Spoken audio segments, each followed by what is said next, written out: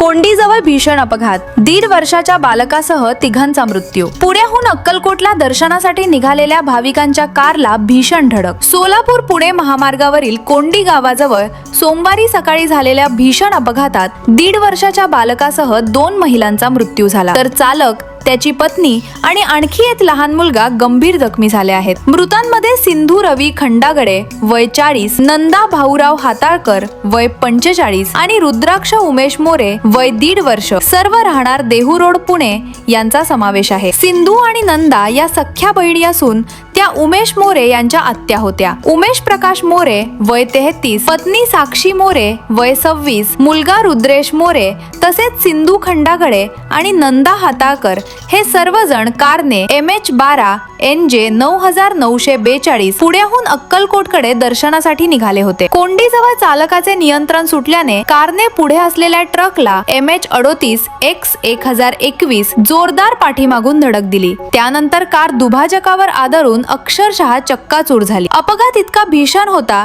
की सिंधू आणि नंदा यांचा जागीच मृत्यू झाला, तर रुद्राक्षाचा उपचारादरम्यान मृत्यू झाला. उमेश मोरे, त्यांची पत्नी साक्षी आणि मुलगा रुद्रेश गंभीर जखमी असून त्यांच्यावर सोलापूर शासकीय रुग्णालयात उपचार सुरू आहेत. अपघाताचा मोठा आवाज ऐकून कोंडी ग्रामस्थांनी घटनास्थळी धाव घेत मदत कार्य केले. या प्रकरणाची नोंद सिव्हिल पोलीस चौकीत झाली असून सोलापूर तालुका पोलीस पुढील तपास करत आहेत.